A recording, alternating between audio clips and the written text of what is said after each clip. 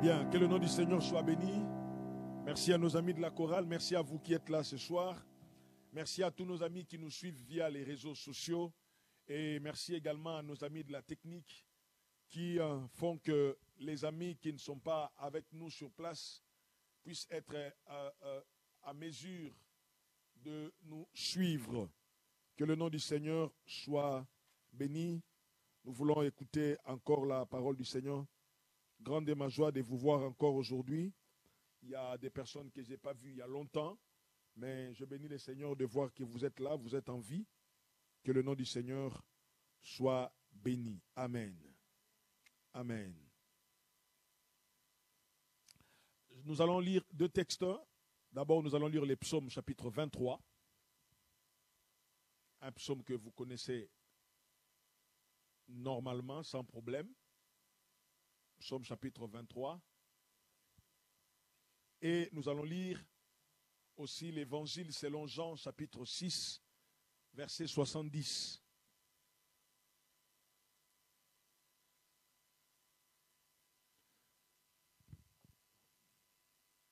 Psaume chapitre 23. Je vais nous exhorter un peu, après nous allons encore prendre le temps de prier. Comme je l'ai dit tout à l'heure, c'est notre première séance du mois. Nous voulons dédicacer, nous voulons recommander ce mois de mars entre les mains du Seigneur. Et nous allons prier pour tous nos cultes, tout ce que nous allons faire cette semaine. Je vais lire les psaumes chapitre 23. Tout le chapitre, ça ne contient que 6 versets. Cantique de David. L'Éternel est mon berger. Je ne manquerai de rien. Il me fait reposer dans de verts pâturages. Il me dirige près des eaux paisibles. Il restaure mon âme. Il me conduit dans le sentier de la justice à cause de son nom. Quand je marche dans la vallée de l'ombre de la mort, je ne crains aucun mal, car tu es avec moi. Ta houlette et ton bâton me rassurent. Tu dresses devant moi une table en face de mes adversaires. Tu oinduiles ma tête et ma coupe déborde. Oui, le bonheur et la grâce m'accompagneront tout le jour de ma vie et j'habiterai dans la maison de l'Éternel jusqu'à la fin de mes jours. Jean chapitre 6, versets 70 à 71. Jean chapitre 6, 70 à 71. Donc les 2 derniers versets de l'évangile selon Jean du 6e chapitre. Jésus leur répondit, « N'est-ce pas moi qui vous ai choisi, vous le 12, et l'un de vous est un démon. » Il parlait de Judas Iscariote, fils de Simon, car c'était lui qui devait les livrer, l'un de 12. Amen. L'un de 12. Si je peux me permettre de donner un thème à cette exhortation, je vais seulement te dire, sois calme, il est au contrôle. Sois calme, il est au contrôle. Généralement, lorsque nous débutons une année nouvelle, les 2 premiers mois, le mois de janvier et le mois de février, les gens sont, comment on dit, chaud bouillant, c'est ça, hein? Les gens sont à fond, tout le monde est là, déterminé par rapport au thème de l'année, par rapport à la vision qui est programmée, par rapport à beaucoup de choses. Les gens sont chaud bouillants. Vous sentez vraiment qu'il y en a qui disent « moi cette année, moi cette année, moi cette année ». Et plus nous avançons, on a comme l'impression que la température commence à baisser un peu. Et dès qu'on finit le premier semestre, dès que les 6 premiers mois passent, les gens commencent à dire, bon, voyons seulement l'année prochaine. Ce qui est tout à fait normal. Parce que nous ne maîtrisons pas le temps, parce que nous ne sommes pas le maître des temps, mais nous sommes seulement, nous dépendons également du temps. Hein? D'ailleurs, la Bible dit qu'il n'est pas réservé aux hommes plus rapides de gagner des courses, il n'est pas réservé aux savants d'avoir beaucoup d'argent. Tout est question de temps et de circonstances. Alors, même si c'est souvent le cas, Mais il est quand même important que, j'aime dire beaucoup cette phrase, il est quand même important que nous, enfants de Dieu, nous puissions être sûrs, être certains du Dieu que nous servons. Être sûr, être certain de Dieu que nous servons. Parmi les gens qui ont manifesté la certitude qu'ils avaient de Dieu, j'aime beaucoup le prophète Daniel. Daniel, il apprend qu'on est en train de tuer ses collègues conseillers. Il apprend, ah non, on est en train de tuer les conseillers du roi. Alors, je ne sais pas qu'est-ce qui s'est passé ou comment ça s'est passé. Daniel n'était pas au courant de la chose. En fait, qu'est-ce qui s'est passé? Le roi a fait un songe. Le roi a fait un songe. Il a vu des choses la nuit. Mais quand il se réveille, il oublie le songe. Il appelle les conseillers. Ceux qui mangent à la table du roi. Ceux qui perçoivent l'argent. Parce que bien aimé dans le Seigneur, à un moment donné, il faut justifier la paye. Il appelle les salariés du royaume, il dit, écoutez, je fais un songe. Il commence par dire, je fais un songe, mais je l'ai oublié. Ah, je fais un songe, mais je l'ai oublié. Mais je vous fais venir parce que j'ai besoin de connaître, premièrement, le songe, deuxièmement, son explication. Alors, je vous paye. Vous avez les honneurs réservés aux conseillers du roi. Maintenant, vous devez justifier la paye. Donnez-moi le songe et son explication. Le conseiller commence par dire, ô roi, vis éternellement. On lui dit, il n'y a personne sur terre, même dans ton royaume, il n'y a personne qui peut faire des choses que tu demandes. Te rappeler les songes et l'explication, il n'y en a pas. Si tu veux, donne le songe. Nous allons te donner l'explication. La Bible dit ceci, le roi leur dit, je vois que vous voulez faire passer le temps. Si vous ne me donnez pas ce que je vous demande, je vais vous tuer. Ah. Alors personne n'était capable de tuer. Le roi donne l'ordre maintenant de commencer à tuer le conseiller. Alors quand on commence à tuer les conseillers, on parle d'un homme, Arjoc, celui qui était chargé d'exécuter la décision du roi. Daniel lui pose la question. Il dit, pourquoi l'ordre du roi est-il si sévère? Daniel lui dit, non, je connais que le roi c'est quelqu'un il a un caractère, mais à ce point, il commence à tuer ses conseillers. Qui vont le conseiller encore demain?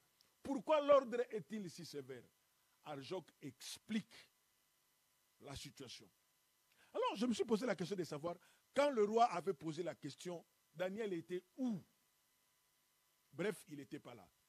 Alors, Daniel va dire à Arjoc, mets une pause, mets d'abord pause. Donc, malheur à ceux qui ont croisé Arjoc avant que Arjoc ne croise Daniel. Parce que ceux qui sont restés après, ils ont eu la vie sauve grâce à Daniel. Daniel, il dit, mets une pause. Va dire au roi qu'il me donne le temps. Alors, j'aime beaucoup comment lui-même le prophète Daniel va lancer sa demande.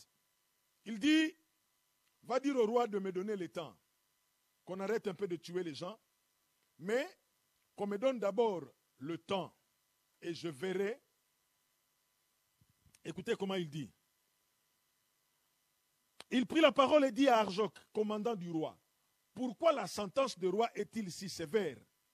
Arjoc exposa la chose à Daniel et Daniel se rendit vers le roi et le pria de lui accorder du temps pour donner au roi l'explication. Vous imaginez un peu la chose. Daniel va voir le roi lui-même parce qu'il a le feu vert. Il vient voir le roi, il dit, roi, laisse-moi le temps. Mais Daniel, c'est un piège, c'est très dangereux pour toi. Le roi risque de te dire, ça tombe bien que tu sois venu à ma présence. Donne-moi les choses et son explication. Daniel lui dit seulement, donne-moi le temps. Donne-moi le temps. Et la Bible continue en bas en disant qu'il a pris ses amis, ils sont partis prier. Et la Bible dit ceci. Alors le secret fut révélé à Daniel dans une vision pendant la nuit. et Daniel bénit Dieu, et Daniel bénit les dieux des cieux. Daniel prit la parole et dit, béni soit le nom de Dieu d'éternité en éternité. À lui appartiennent la sagesse et la force.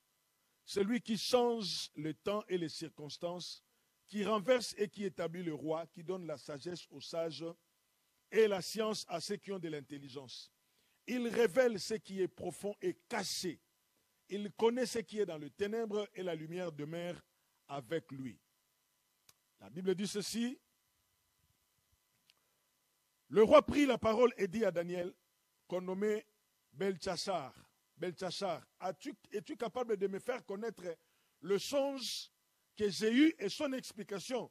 Daniel répondit en présence du roi et dit, ce que le roi demande est un secret que les sages, les astrologues, les magiciens, les devins ne sont pas capables de découvrir au roi. Mais il y a dans les cieux un Dieu qui révèle le secret. Alléluia. Et qui a fait connaître au roi Nebuchadnezzar ce qui arrivera dans la suite des temps. Je m'arrête là. J'aime la phrase, mais il y a un Dieu qui est dans le cieux et qui révèle le secret. Je disais tout à l'heure que s'il y a des gens qui ont été sûrs de leur Dieu, Daniel en fait partie. Daniel, il dit, ne tuez pas, mettez une pause. Il va dire au roi, ne tuez pas, mettez une pause, laisse-moi le temps. Daniel, il est en train de... Il sait que c'est un danger. Le danger est impermanent. Le danger est à sa présence. Mais non seulement il a conscience du danger, il a aussi conscience qu'il a un Dieu. Amen. Il a un Dieu. Et quand nous lisons le psaume chapitre 23, nous comprenons comment David est en train d'exprimer les choses. David, il est un homme merveilleux avec ce psaume chapitre 23. Ce psaume contient beaucoup de choses. Mais le plus intéressant dans ce psaume, c'est d'abord comment David présente la situation. Il dit, l'Éternel est mon berger. Il commence par présenter l'Éternel. Le mot éternel veut dire celui qui n'a ni fin ni commencement. David, il dit, tel que vous me voyez là, je me promène comme une brebis, mais j'ai un berger. Et le berger en question, il n'a ni commencement, ni fin. Je suis comme une brebis, je marche. Je suis fragile, je suis vulnérable. Du reste, je ne suis qu'une brebis. Je ne sais pas si vous avez lu l'histoire de la chèvre de M. Séguin. Quand le loup lui disait, tu seras châtié de ta témérité. Voilà, le loup et l'agneau. Tu seras châtié de ta témérité. J'aime beaucoup cette phrase-là, parce que c'est là où j'ai appris le mot témérité. Tu seras châtié de ta témérité. Ah, j'ai beaucoup aimé ça. Donc, David, il est comme le loup, l'agneau. Il se balade. Mais pendant qu'il se balade, il s'édifie. Il se fortifie lui-même. Il parle en lui-même. Il dit, l'Éternel est mon berger. Donc moi, je suis une brebis. Je suis un agneau. L'Éternel est mon berger. Et quand David est en train de dire ça, il a l'expérience lui-même comme étant le berger des brebis, de troupeaux de son père. Et lorsqu'il va même lui-même se présenter devant David, il va dire, lorsque j'ai gardé les brebis dans la forêt, le lion est venu, le loup est venu, je les ai déchirés. Ah, David. Vous savez, il y a des fois dans la vie, nous faisons des exploits sans témoin. Lorsque le frère de David va dire à David dans le combat, dans le champ de combat, il dit, je connais ta malice. À qui tu as laissé le peu de brebis de papa? Comme pour dire, toi c'est toujours comme ça. Tu racontes des histoires, tu as tué un lion, tu as tué un ours, et maintenant tu viens encore. Sauf que le jour où David a tué un lion, le jour où il a tué un ours, il n'y avait pas de témoin. Le témoin c'était le lion et l'ours. Seulement ils sont morts.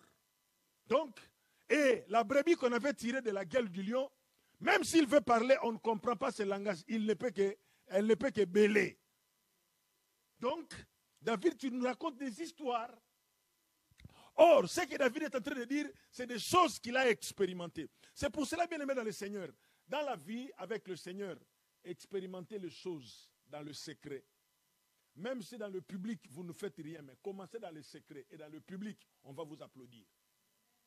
David, il dit, j'ai tué les lions, j'ai tué l'ours. Donc maintenant, il dit, l'Éternel, donc j'imagine, il prend sa harpe, il est en train de chanter à la guitare. L'Éternel est mon berger, je ne manquerai de rien. Il joue à la guitare.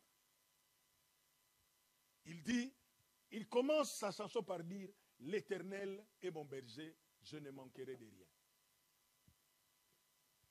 L'Éternel est mon berger, je ne manquerai de rien.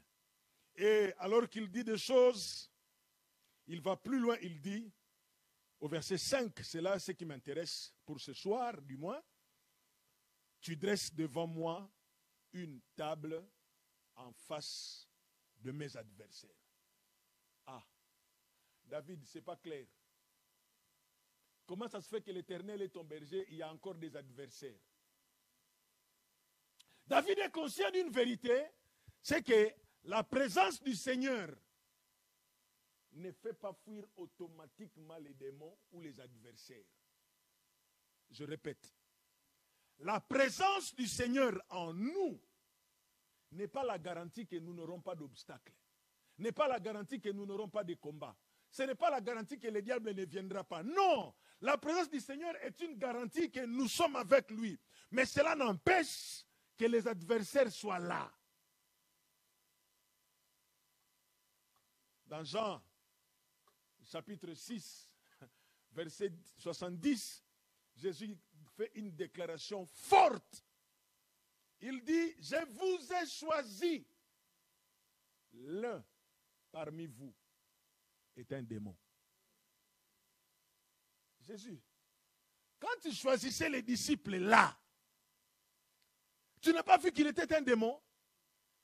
Jésus vous dira oui, mais je l'ai choisi. Quand Jésus se promène, il est avec le 12. Parmi le 12, il y a le démon. Ah, Jésus, le Fils de Dieu. Quand il mange avec le 12, le démon est là. Quand il guérit les malades, le démon est là. Quand on lui donne des dons, on lui donne de l'argent, on lui donne un peu quelque chose pour sa mission, il dit au démon, garde cet argent. Les démons gardent l'argent du Seigneur.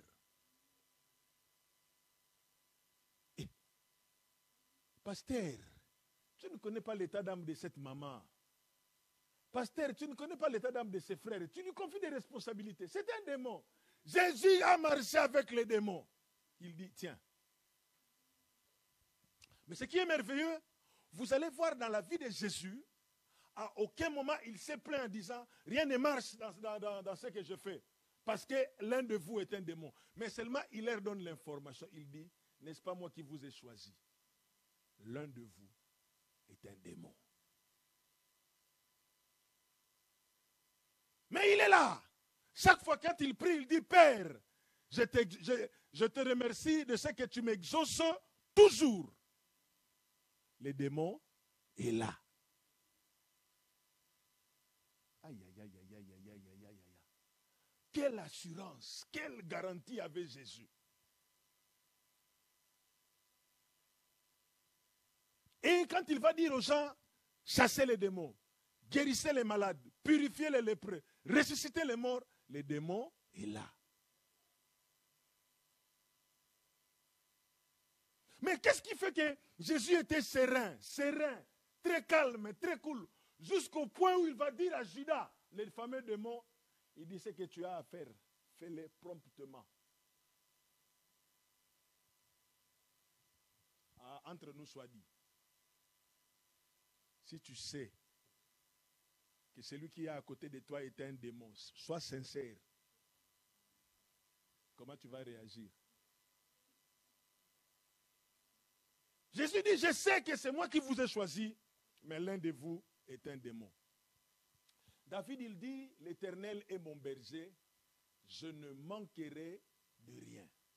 Et quand il dit, il ne manquera de rien, il est en train de dire, même les adversaires, il va y en avoir. La preuve, quand Dieu lui dresse la table, les adversaires sont là en train de regarder. Et j'aime la manière de faire du Seigneur. Le Seigneur ne va pas adresser la table en cachette. Le Seigneur ne va pas adresser la table de façon à ce que les gens ne voient pas. Non. Le Seigneur, il dit, il regarde d'un côté, il y a David, sa brebis. Il regarde de l'autre côté, il y a les adversaires. Le Seigneur, il prend le temps de dresser la table. Il prend la table, il essuie d'abord avec le gel hydroalcoolique. Il enlève tous les microbes. Il prend la nappe, il met dessus. Les démons sont en train de regarder. Les adversaires sont en train de regarder. Il prend les assiettes, les couverts, elle met tout en place. Il met tout en place. Les adversaires sont en train de regarder. Il fait tout. Il ne demande même pas l'aide de la brebis David. Quand il finit, il va dire David, il dit, David, la table est prête. Maintenant, lorsque David se lève pour aller à la table, il regarde un peu plus loin, il voit maintenant les adversaires. David, il dit, Seigneur, il y a les adversaires. Dieu dit, je sais, va manger. Mais Seigneur, je vois, ils sont... Va manger. Seigneur, l'autre là, je l'ai vu. Va manger. Ah. Mais Seigneur, j'imagine David, il mange, mais il tremble un peu. Parce qu'il ne sait pas qu'est-ce qui va se passer. Le Seigneur lui dit, mange. J'ai dressé, maintenant tu manges. Il voit les adversaires de tout genre. Le temps me manquerait pour vous parler des adversaires que David a croisés dans sa vie. Un adversaire le plus farouche, c'était son propre fils, Absalom. Et encore un autre plus costaud, c'est Saül. David, il est arrivé jusqu'au point où il dit, je suis sûr qu'un jour, Saül il va me tuer. Et en face de tous ses ennemis, en face de tous ses adversaires, Dieu dresse la table et Dieu lui dit, mange. Et le Seigneur ne mange pas. Il est en train de regarder comment il mange et il est en train de regarder les adversaires. Et les adversaires sont en train de grincer les dents. Il a de la chance parce que le Seigneur est là. Oui. C'est quoi le thème de ce soir? Sois calme, il est au contrôle. Quand le Seigneur est au contrôle, les choses ne sont pas toujours bien. Non. Ça fait peur des fois. Ça bouge aussi par moments. Bien-aimés, souvenez-vous que lorsque le Seigneur dormait dans la barque, la tempête n'a pas eu peur, alors que c'est lui le Créateur. Ce n'est pas parce que nous marchons avec Dieu que tout sera calme. Non.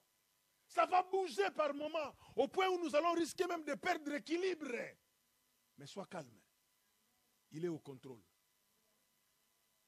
Seigneur, normalement, voilà comment il fallait faire. Il fallait commencer d'abord par chasser les adversaires. Après, tu dresses la table. Dieu dit non. La présence de Judas ne l'a pas empêché de ressusciter Lazare. Jésus dit non. La présence de Judas ne l'a pas empêché de chasser les démons, alors qu'il avait un démon dans son équipe. Sois calme. Il est au contrôle. Je sais, je reconnais que par moments, il nous arrive de remettre un peu en cause la présence de Dieu dans nos vies. Mais j'aimerais te dire une phrase, ça peut paraître très philosophique.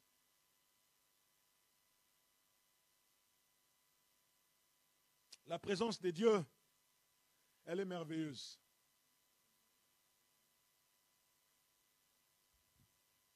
La présence de Dieu. Il peut arriver que nous marchons avec Dieu, Mais il n'y a pas de preuve. On ne voit rien, on ne sent rien. Tu es malade, tu as des problèmes, tu as des soucis, mais cependant tu marches avec Dieu. Notez ceci, cette phrase philosophique. La preuve, ou bien, non, je dirais ceci, l'absence de preuve n'est pas la preuve de l'absence.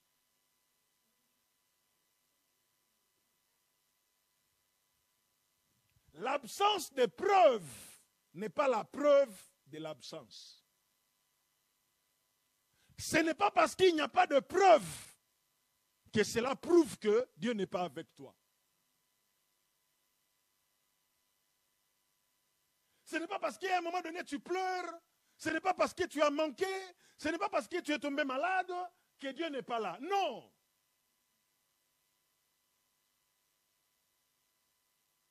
La table est dressée en face des adversaires. J'aime beaucoup cette illustration, donner cette illustration, je crois que je l'ai déjà donnée ici. Le président américain à l'époque, c'était Barack Obama, il doit se rendre au Mali. Et ce jour-là, il ne voyage pas seul, il voyage avec sa fille. Et au Mali, on entendait des choses. Les djihadistes, les terroristes, mais Barack Obama veut aller au Mali. Et lorsqu'ils descendent de l'avion, Barack Obama, bon, c'est normal, hein, c'est le président des États-Unis, donc il descend très zen. Vous connaissez comment, sa façon de descendre les escaliers, il est très tranquille, parce qu'il sait qu'il ne m'arrivera rien. Et lorsqu'on montre les soldats, comment ils étaient positionnés, on se disait, waouh, tout était fin prêt. Et lui, il ne m'a pas trop intéressé, c'est sa fille qui m'a intéressé. Je voulais voir une fille qui descendait de l'avion. Il dit, papa, attends-moi, papa, tiens-moi, papa, on est au Mali. Non. La fille également descend de l'avion comme s'il était dans sa maison. Il descend tranquille, calme. Je me suis posé. Alors, pendant que je regardais cela, mon esprit commençait à m'enseigner, pour ne pas dire l'esprit de Dieu commençait à m'enseigner. Je dis, comment cette petite fille peut être tranquille? Parce qu'elle sait une chose. Il y a des hommes qui sont payés pour veiller à sa vie. Même si elle ne le voit pas. Même si on ne l'a pas fait porter des choses compliquées. Non, elle sait. Je ne tomberai pas de l'escalier, de l'avion. Elle sait. S'il faut que je tombe, une autre personne va tomber à ma place. Elle sait. Et Barack Obama ne demandait pas, elle est où ma fille? Non, Barack Obama, elle descend, elle sait que la fille là, c'est ma fille. Elle est protégée. Il y a des hommes que je paye pour veiller à cet enfant-là. Ils sont partis au Mali. La fille a fait des tours comme elle voulait faire des tours. Ils ont visité ce qu'ils voulaient visiter. Après leur visite, ils prennent l'avion, ils rentrent.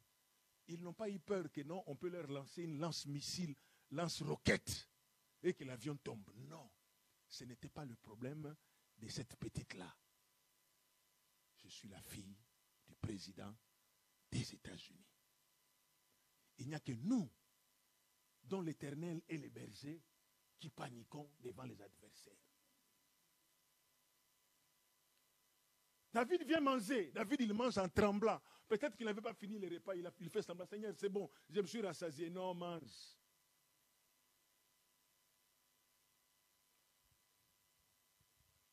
Jésus.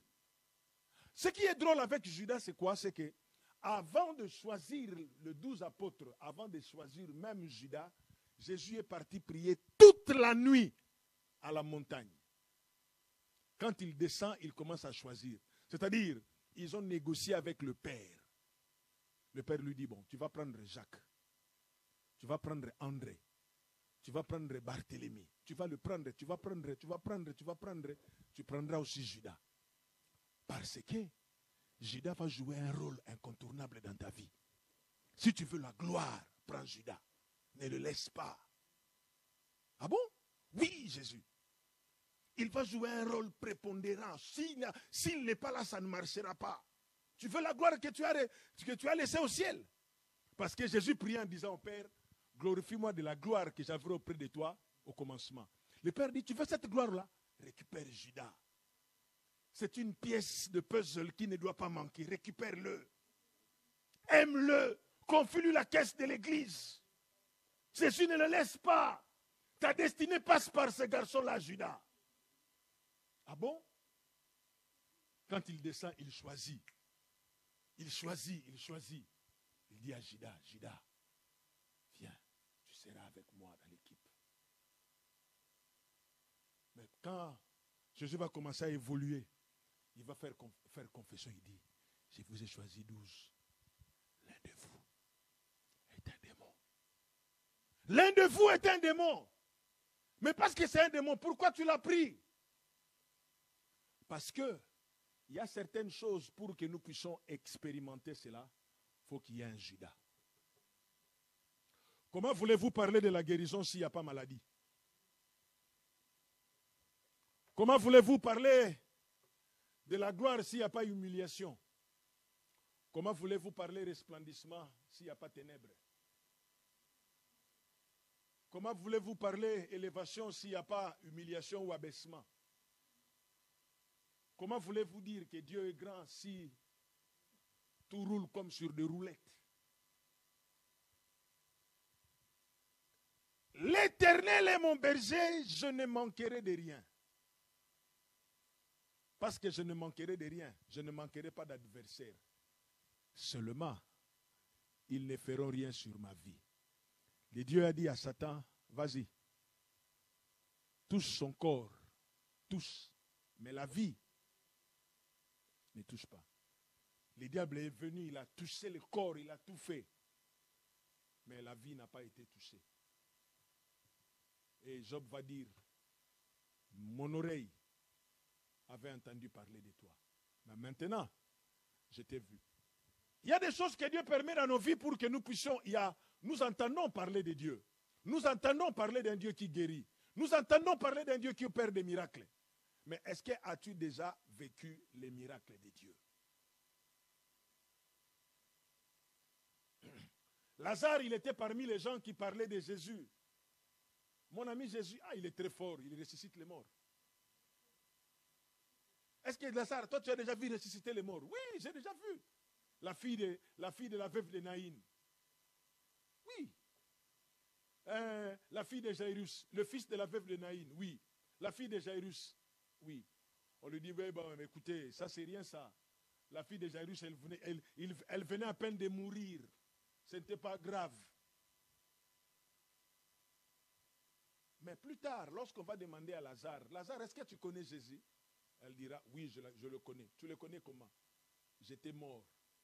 4 jours après, il est venu me ressusciter. Et la Bible dit que le juif venait non seulement pour voir Jésus, mais il venait surtout pour voir Lazare qu'il avait ressuscité d'entre les morts. Ah, moi, si j'étais Lazare, j'allais rendre le droit de me voir là, ça allait être payant. J'ai dit à ma femme, mets-toi à la porte. Tout celui qui veut me voir, il paye 150 €. Tu fais rentrer, il me voit pendant quelques secondes, après il sort. Parce que tout le monde voulait voir Lazare que Jésus avait ramené à la vie. Ça, c'est Lazare qui a fait gratuitement, j'allais faire payer à maman. Pour dire qu'il y a des choses, quand Dieu le fait, ça fait que nous devenons comme des icônes, comme des références. Mais si vous ne voulez pas que les choses se passent comme ça, vous voulez qu'il n'y ait pas de problème, en tout cas, il y a une vidéo qui passe, ce sont des comédies qui disent, moi je cherche problème. I want problem. Et le Seigneur, il est un peu comme ça. Des fois, c'est comme si il cherche des problèmes. Jésus, comment tu peux prendre Judas, tu lui confies la caisse de l'église? En plus, tu sais qu'il vole, mais pourquoi tu ne récupères pas la caisse? Il dit, laissez-le. C'est une pièce importante dans le puzzle de Dieu. David, il dit, en face des adversaires. David, il finit, il se lève, le Seigneur, il débarrasse la table et il débarrasse les couverts, l'assiette et la table. Il dit à David, viens, on y va. Voilà pourquoi David va clôturer en disant, le bonheur et la grâce m'accompagneront toujours. jusqu'à la fin de mes jours, et j'habiterai. Ah, maintenant il dit, j'habiterai dans la maison parce qu'il sait que aussi longtemps que je suis dans sa présence, l'ennemi ne fera rien. Oh, j'aimerais encourager quelqu'un. Le temps dur que tu es en train de traverser là, c'est rien. Le plus important, introduit comme David, l'Éternel est mon berger, je ne manquerai de rien. Mettons-nous debout, nous allons prier le Seigneur. Mettons-nous debout, nous allons prier le Seigneur. Tu es peut-être malade. Je veux déjà que tu commences à prier pour ta santé. Tu as des problèmes, je ne sais pas comment, mais en tout cas, je veux que tu pries. En tout cas, dis à Dieu, Seigneur, en ces mois de mars, ma vie, je vais rester calme, mais ma vie va bouger. Tu resteras calme, mais la vie va bouger. Les choses vont bouger. Parce que Dieu est avec toi. La présence de Judas n'a pas empêché Jésus de chasser les démons. La présence de Judas n'a pas empêché Jésus de faire sortir l'argent de la bouche d'un poisson. La présence de Judas n'a pas empêché Jésus d'être exaucé. Les démons ne pourront rien. Les adversaires ne pourront rien. Le secret c'est simple. L'Éternel est mon berger. S'il est ton berger, tu traverseras dans la vallée de l'ombre de la mort. Tu ne craindras rien, mais tu traverseras quand même. S'il est ton berger, ton âme sera restaurée. S'il est ton berger, tu mangeras devant les adversaires. Ils vont graisser les dents, ils vont rougir de colère, mais ils ne te feront rien parce que le berger est là. Et ce n'est pas n'importe quel berger, c'est l'Éternel. Oh. Garde ton calme, il est au contrôle.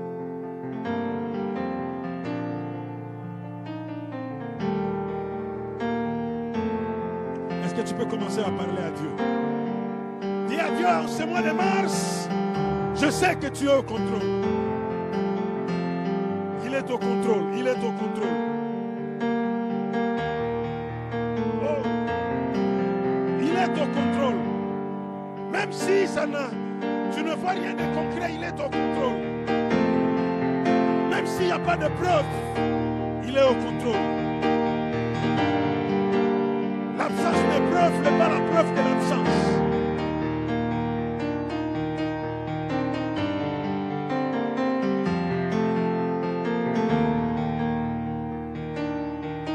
Oh, je veux que tu commences à prier. Il est au contrôle, il est au contrôle. Même s'il y a la tempête, il le calme. Il le calme, il le calme.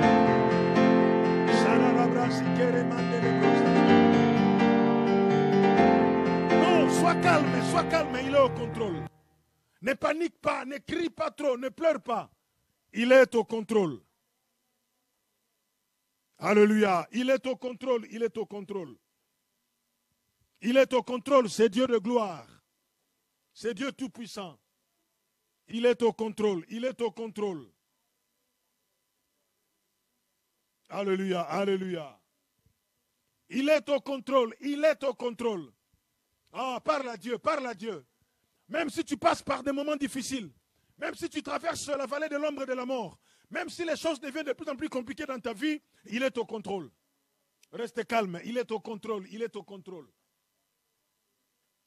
Même s'il n'y a pas de preuve, même si les choses ne bougent pas, même si tu n'entends pas la voix, même si tu ne vois rien, il est au contrôle. La question c'est seulement qu'il soit le berger. S'il est le berger, il est au contrôle. Oh, je vais entendre quelqu'un prier. Je vais entendre quelqu'un parler à Dieu. Il est au contrôle. Il est au contrôle. Alléluia. Il est au contrôle. Il prend contrôle de toutes choses. Il est au contrôle de ta vie. Il est au contrôle de ta santé. Oh, il n'y a rien à craindre. Il n'y a rien à craindre. Pas de panique. Le maître est au contrôle. Le maître est au contrôle. Ah, il est au contrôle. Il est au contrôle. Il est le Dieu. Il est le Dieu. Oh, il n'a pas eu peur de prendre Judas. Il n'a pas hésité de prendre Judas. Il n'a pas dit que non, je n'ai pas vu. Ton état d'âme ne me plaît pas. Non, il a pris. Il savait qu'il est une pièce motrice pour le puzzle de Dieu. En face de mes adversaires, tu oinduis ma tête. Alléluia. Alléluia. Alléluia. Alléluia. Alléluia. Alléluia. Alléluia. Alléluia. Il est au contrôle de toutes choses. Oh, pour mes projets, pour ma vie, il est au contrôle. Même si l'âge avance et que le mariage ne vient toujours pas, il est au contrôle, il est au contrôle. Même si le temps passe, les enfants ne viennent pas, il est au contrôle. Même si les choses n'avancent pas, il est au contrôle. Ah, il est au contrôle, il est au contrôle. Ne panique pas, ne panique pas. Garde ton calme, il est au contrôle. David, il dit, il est mon berger, je ne manquerai de rien. Je ne manquerai pas d'adversité, je ne manquerai pas de combat, mais lui, il est au contrôle. Quand les gens te disent, quitte là, va loin, lui te dit, ainsi commence, il est au contrôle. Il est au contrôle, il est au contrôle.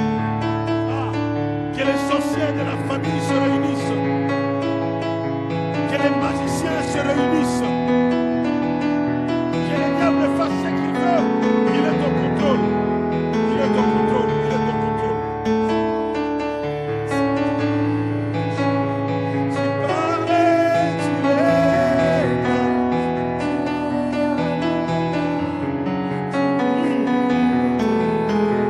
Il est le Dieu de tout. Il est au contrôle.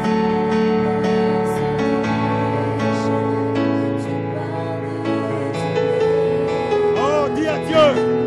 Je vais garder mon calme, je ne vais pas paniquer. Tu es au contrôle. Chabro, c'est Karamani, le Brasiara. Ah, Cobra, c'est Karamani, le Brasiara. Alléluia, alléluia. Daniel, il savait. Daniel, il a dit, il y a dans les cieux un Dieu qui révèle les secrets. Que les gens meurent. Je ne mourrai pas parce que j'ai le Dieu. Oh, quelle assurance, quelle garantie, quelle assurance, quelle garantie, quelle assurance, quelle garantie d'avoir un Dieu comme celui-là. Oh, qui dresse les tables, qui dresse les tables en face des adversaires. Quel Dieu qui met dans son équipe même un démon.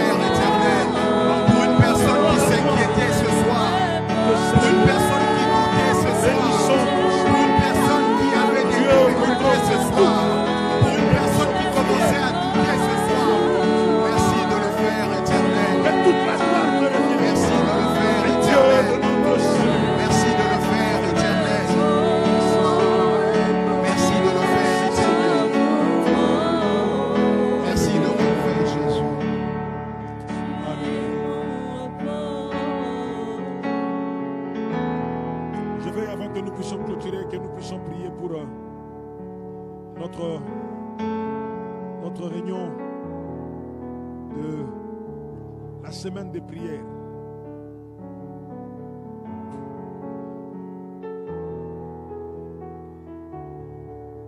La semaine de prière. Du 27 mars au 2 avril. Nous voulons prier pour cette semaine. Que lorsque nous viendrons chercher l'Éternel Dieu dans le jeûne et la prière, que la puissance de Dieu soit au rendez-vous et que nous puissions expérimenter les resplendissements. Élevons nos voix et prions pour cette semaine. Prions l'Éternel notre Dieu. Alléluia. Ça, ce sont les grandes échéances de ce mois de mars. Ça, c'est notre programme phare, semaine de prière. Semaine de prière. Nous voulons demander à Dieu de manifester sa gloire, que sa lumière brille, afin que nous puissions vivre le resplendissement.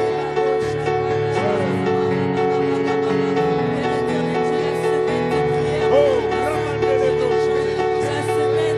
nous prions, Père, pour cette semaine de prière. Nous te recommandons cette semaine de prière. Nous voulons que tu nous fasses témoin. Nous voulons vivre les resplendissements. Que ta lumière brille. Que ta lumière brille. Que ta lumière brille.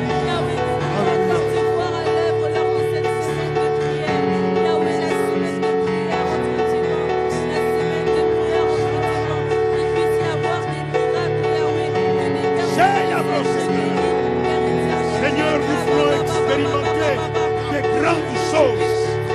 Nous voulons que cette semaine de prière laisse une trace, que l'Éternel est passé par ici. Que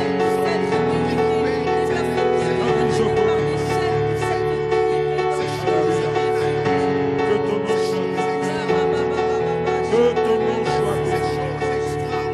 Que ton nom soit béni. Tu es notre Dieu.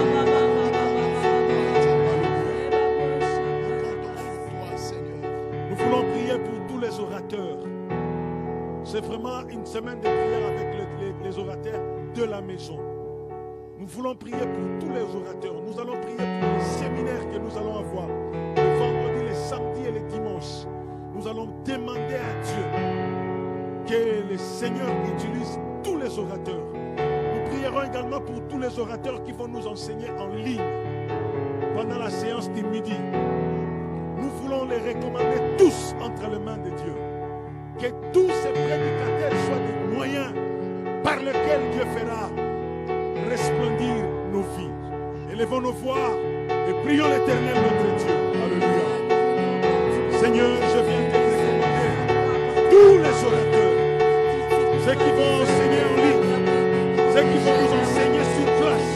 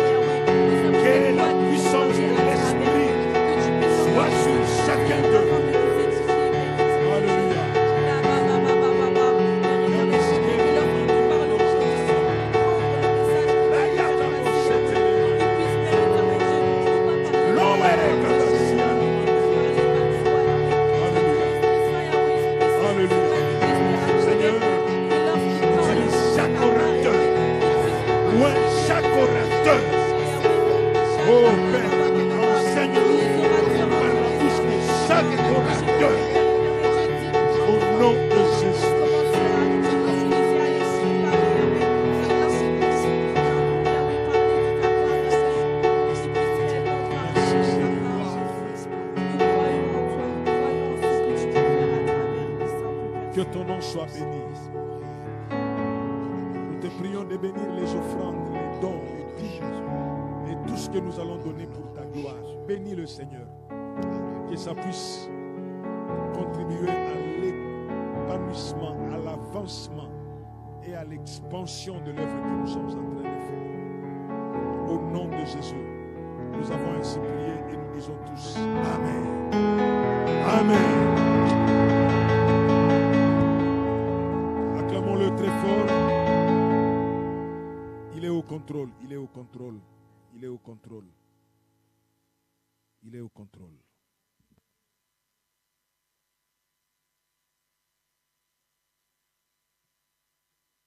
Amen.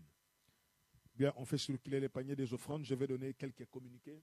Comme vous le savez, demain nous avons mariage, mais ça ne se passera pas ici. Ce n'est pas ici en ces lieux qu'il y a le mariage. Alors, si vous voulez avoir plus d'informations à ces sujets, rapprochez-vous de nos amis qui sont à la technique. Ils vont vous donner toutes les informations possibles. Et comme je l'avais dit le dimanche dernier, ce qu'un homme aura sémé, c'est ce qu'il va moissonner. Tu soutiens les autres, on te soutiendra. Si tu ne soutiens pas, ton jour arrivera aussi. On ne va pas te dire, frère, sœur, on ne te soutient pas parce que tu ne soutiens pas. On te dira seulement, je voulais te soutenir, mais j'ai eu un contretemps. Et ne pleure pas, parce que ce qu'un homme aura sémé, il le moissonnera. Amen. Alors, je voulais apporter une précision encore.